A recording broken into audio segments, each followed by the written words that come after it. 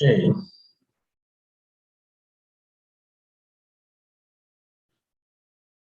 All right.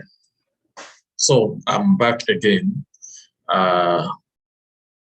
Let me see. I need to, well,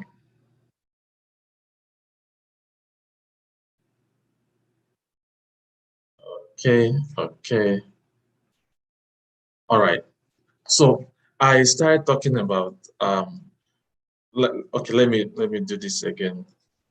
Let me share this again. Okay, 1 minute, 1 minute, 1 minute.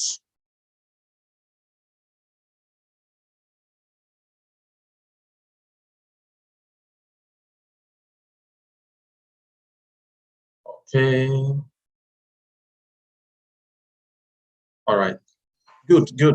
So I started talking about how you can, in the previous video I started, and I was talking about how you can request for TOEFL, IELTS, any English proficiency exam waiver from universities. And I had to start again because I noticed that I could not share my page using that straight YouTube link I was using. So I had to start another one. All right. So basically, let me just recap what I've actually said so that you can grab again if you are just watching. What I said was that you can request for a waiver, English proficiency exam waiver, if you are from an English-speaking country, not just English-speaking country, if the medium of instruction in all your education, for your education has been English all through the years, from kindergarten, for example, till university level. If the medium of instruction is English language, you can actually request for a waiver, okay? And that is where I stop. Well, I gave an example of what you should actually write in the message. Basically, you want to write to either the graduate coordinator of the school, you want to write the graduate coordinator of your department, or you write to the graduate school, or you write to whoever will handle the admission. I usually start my messages by writing to the graduate coordinator. And then from there, if they ask me to reach out to the graduate school, I reach out to the graduate school, or they send messages to the graduate school and all. So I had to stop the former stream because I wanted to show you an example of the messages I've sent in the past that helped me to receive waiver, or probably did not help, whichever way, just to show you how I structured my messages. The messages that they're not perfect, okay? Of course, if I'll be writing it now, I'll be writing it in a different form. I'll be structuring it in a different form. But of course, I wrote something and I got some responses there.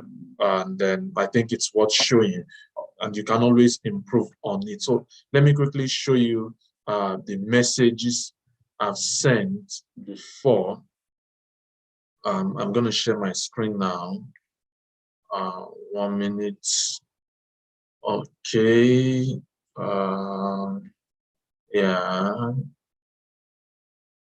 So I'll be sharing my screen now. Share screen. Okay. All right. Yeah.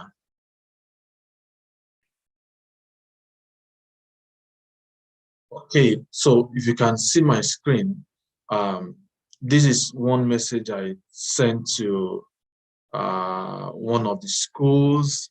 Then which school is this? City University of New York. Okay. So I wasn't sure if the person I was writing to is a sir or ma. If I'll be writing this now, I probably would have written dear graduate coordinator, dear something like that, not necessarily dear /ma. See the time I wrote it, 7:37 a.m. July 10. I was very eager. Okay, so I wrote, dear /ma, I'm Samuel Ajayi from Nigeria, and I intend to apply for the physics PhD program at City University of New York for fall 2019. I have a first-class bachelor's degree in physics and also a master's degree in physics from the University of Ibadan, and blah, blah, blah. And I included where the medium of instruction is strictly English language. Okay, that's very important. That's what you want to show them. And of course, I wrote about my GRE score.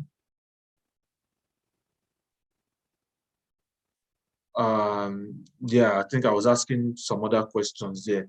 Now, after like 3 days, I didn't get a response. So 5:20 a.m., I wrote another message, July 13, and I said, hello, please, I'm still expecting a response. Thanks so much. I mean, if I would write that now, I probably would have structured it well. But it took a long time for the person to respond. Okay, the person responded in September and said, sorry for my late response. I have copied the admission officer, Aislinn Miller, and we'll let you know if your studies in Nigeria exempt you from taking the English language requirement test, and then wrote some other things that are not necessary. So I said, okay, thank you for the response. I'm not sure if, I can't remember if I got the response from the other person he or she copied. Okay, so that's just an example of a message you can write. Another message I wrote is this. I wrote to University of South Carolina. You can see my message format was the same then. I wrote this September 17th, 9:35 a.m. So I said, my name is Samuel Ajayi. I obtained my BSc Physics, first class grade MSc from University of Nigeria, where the medium of instruction is strictly English language. Now, if you will notice that I didn't beat around the bush too much, I just went straight to the point. No need to tell unnecessary stories. This is not a cold email to a supervisor and I start talking about my accomplishment. I want to focus on things we did in English. If I'm writing today, probably one of the things I would have written was that, oh, I've been teaching in English for so years. And then I will include all the English learning, English instruction that I will include all the instructions, all the learnings we've had in English from kindergarten till now. I will include everything there. Okay, if I'm writing today and tell them I've been teaching, I was teaching at that time in Nigeria. I'll tell them I've been teaching for so years. So I said, I'm planning to apply for PhD at the University of South Carolina. I'm making a plea to be exempted from the submission of English language proficiency test, as this present extra financial burden on me. Okay, and I said also, since the language of instruction, since the official language in Nigeria is English, I want to confirm if Nigeria is regarded by the institution as an English-speaking country. Now, on their website, they didn't list Nigeria as an English-speaking country, that they're requesting for TOEFL, IELTS from Nigerians. So, and then the person responded after this September 17th, the person responded after 2 days, September 19th. Dear Samuel, we can confirm that you do not need to pass an English test to apply. And say, thank you for your interest in our program. If you will have more questions, please do not hesitate to ask. Okay. So I sent a message to the graduate coordinator, but in particular, the graduate admission committee sent a message back to me. So most likely what would have happened was that the person was copied the message and then got back to me. Okay. So it is very possible to write them and then let them know that you've been dealing with English all your life. Okay, let them know that you've been dealing with English all your life, and then you cannot, if the financial burden alone is enough reason for people to not want to consider writing the exam. So let them know, because they also know that this financial burden is holding a lot of people back from applying to their universities. So if you have been speaking English all your life, why should you go and write another English test again? And this is a fight we are still fighting for many other schools, to exempt Nigeria totally from submitting this proficiency exam for submitting IELTS, TOEFL. This is something we are still actually fighting for. In fact, some people are fighting for UK to remove Nigeria from countries that we have to submit IELTS, that we have to write IELTS before they can come into work, study, and all those things in their country. I mean, they colonized Nigeria and they still request all this from us. They still require this from us. they know that we actually speak English. They know that our official language is English, but you know, the business aspect of it, they want to keep it going. All right, so I'll be ending this, but I'm open to your questions. So let me start answering some questions here. Abidemi Marcos, thank you so much for reviewing my SOP. I sent you an email to know what the maximum page for SOP. Yeah, you are very much welcome, Marcos. So as I always say, I prefer just 2 pages is enough for your SOP. 2 pages is enough. Dele Samuel, thank you. Thank you too. Thank you too for watching. All right, so I'll wait 1 more minute. If there is no more question, I will just end this stream. I'll just end this stream. There's no more question. So before you write IELTS, before you write TOEFL, before you write those exams, make sure you send a message to the school requesting for it to be waived for you.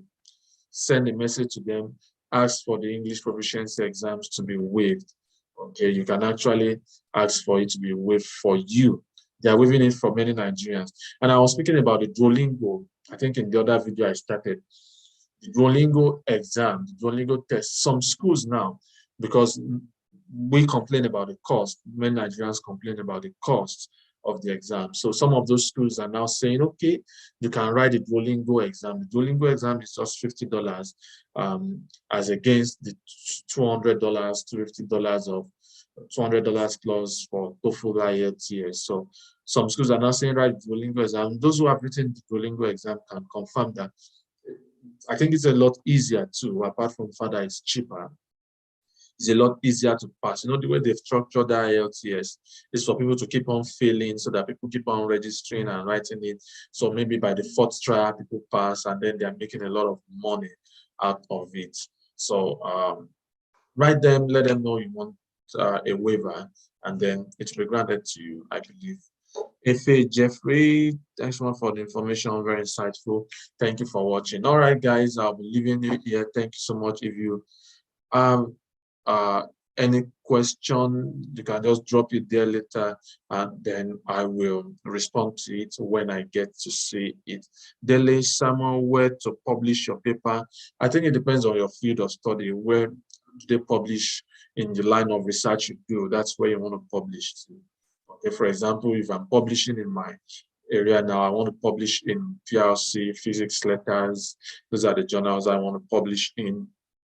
If you are in maybe biochemistry, if you are in pharmaceutical, so maybe some pharmaceutical journal of something, or toxicology journal of something. So it depends on where you want to publish. Some places, sometimes the area to matter. Some people publish in European journals of blah, blah, blah. It depends. Free sites for publication. I think you want to be careful for publishing free site. If your work is of real value, I think you want to publish it in a very you want to publish in a very strong journal, not just anywhere. Okay, so I think you have to be careful of predatory journals. So those journals that they don't really have, they're not really peer reviewed and all those stuff. Okay, you want to be careful. Okay, so Tesfa, you're asking now about to inquire for second class with lower CGPA of 2.93. Yeah, same way you just send the message. I think I have some of the message. In fact, I think I should make another video on sharing all the messages I've sent, most of the messages I've sent. I only showed 2 messages here, but in the recent, I sent a lot of messages to so many schools about GRE, about TOEFL, about anything. You can inquire too, but I think you can still apply, irrespective of this 2.93 CGPA, and then they accept 3.03. I think you can still apply. Okay, I don't think it should stop you from applying. Don't let your CGPA stop you from applying. That's not the only thing that they require. That's not the only thing they want to see. They want to see your research prowess. They want to see that you can do research. They want to see that you can cope in grad school. And one of the things they can use is your, what do you call it now? Your research strength, your research experiences. They want to see that. Okay, so don't let this low CGPA stop you. Don't let it stop you. I've seen a lot of people with 2.2. I know someone to struggled, entered, did a course, finished masters. Now he's going for a job in one of the top 500 companies in the world. You understand? So don't let it stop you. Don't let it stop you. That decision to apply may just be a turnaround for you, for your family, for your siblings, for everyone. So TESFA, your TESFA, don't let it stop you. Don't let it stop you. Amarachi, you're asking, a recent graduate, I recently started following me. Okay, thank you. Can you get information about how to apply for scholarships? Yes, yes. In fact, if you just click this, after this video ends, just click this channel and start surfing around. You'll see lots of videos, that will help you, okay, on application, okay, lot of video. Lot of videos, okay. Someone is correcting me that is videos, not video. Lot of videos. You see it there on assistantships. In fact, some of the videos I made it step by step, what you should do, what you should do, what you should do. I even shared my screen, do simulating the processes, how to search for schools, Amarachi. So you can get lots of videos there. Human kinetics health education, somewhere you're saying, okay, we have to find journals you've been reading. Where have they been published? Okay, what are those journals? Those are the kind of things you want to publish your have your publications in, not just anywhere. Okay, why is they saying you want to apply to UK or US university? You'll be finished with BSc English degree in a week. Should you start applying? What are the initial steps that you should take now? Though I made special videos on this a while, but I think you should start. Yes, you can start doing something. You can start searching out for schools. I have a video on this channel on how to search for schools offering your course. Okay, in fact, I did a demonstration. I shared my screen. I did a demonstration as if I'm a candidate searching for schools.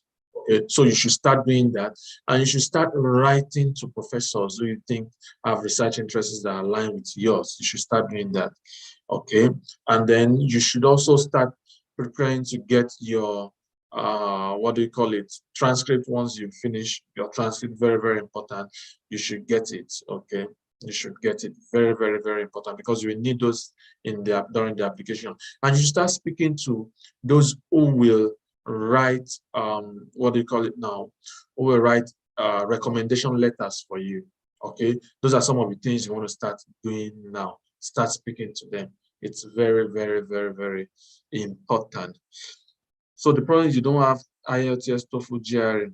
What should you do? Now, if you watch this, I'm not sure you actually started this live session with me, but if you can go back and watch it, what I was explaining is that you can request schools to waive IELTS for you. In fact, if you've seen, okay, I didn't share that message. There was one of the messages I sent to the schools to waive. They were requesting for physics GRE. So I was asking them to waive the physics GRE for me, because I already have the general GRE results. Okay, so you can ask them to waive all these things for you.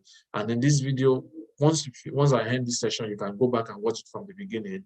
You can ask the schools to waive IELTS, TOEFL, whatever. Ask them to waive it for you, because we're an English-speaking country. Okay, we've been speaking English all our lives, except your country. You don't speak English in your country. Okay, but from what you have written here, it seems, I mean, you speak English, communicate in English. You've been reading in English, do all these things in English all our lives, and then this class us to write those exams. So the purpose of this video is to request for those waiver, for those schools to waive all these exams for you. And of course, GRE, if you have a very solid result, many schools are, in fact, not even necessarily solid result, many schools are waiving GRE already. Okay, so if they are not waiving it, you can write to them to waive it for you. If not, you move on to other schools. But there's very many schools waiving GRE already because of the pandemic. Okay, many did not reinstate it. They didn't put it back as part of their requirements. But you can ask them to waive IELTS, TOEFL, whatever. They can waive it for you. They are English proficiency exams. And if you understand English, if you're speaking English, you can communicate in English, then the exam is not fulfilling its purpose. I mean, the purpose is defeated already. Okay, so can you still apply? Yes, you can apply. What should you focus on?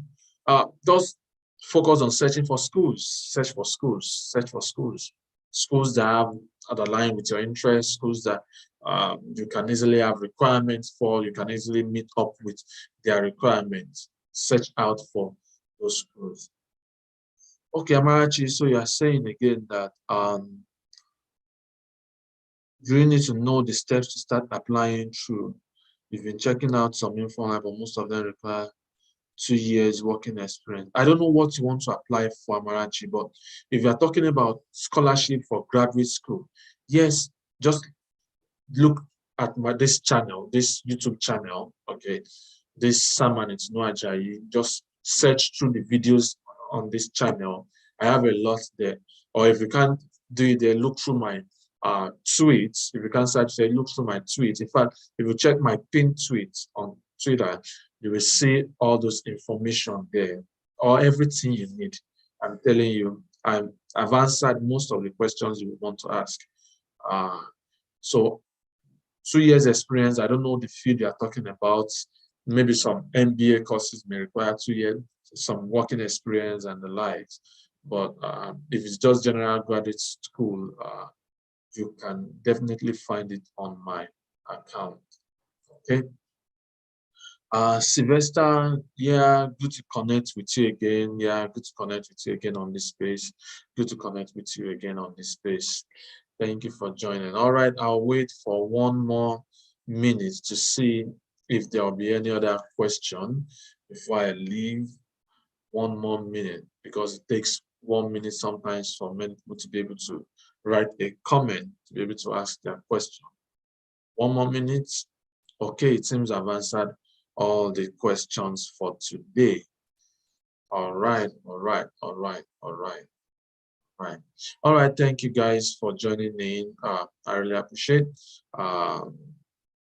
Well, I should do some other videos to focus on some requests I made to schools, some inquiries I made to schools, requests I made for other waivers, not necessarily English proficiency exam waivers, some other waivers, that some other requests for waivers that I made. For example, I made requests to some schools to waive my application fee. Okay, I should do something on that very soon too. Well, thank you for joining in today. God bless you. Real good. Have a great time.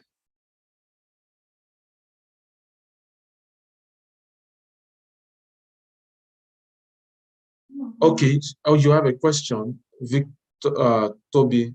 All right. Let me wait for your question. All right. Let me wait for your question. So you can quickly ask your question, Toby. I mean, Toba, Olua Toba. You can quickly ask your question before I go. I'm waiting for your question. I'm waiting for your question. Okay. Have you have HND, but you completed BSc. You have HND, but you've completed BSc. Okay. So what's the question?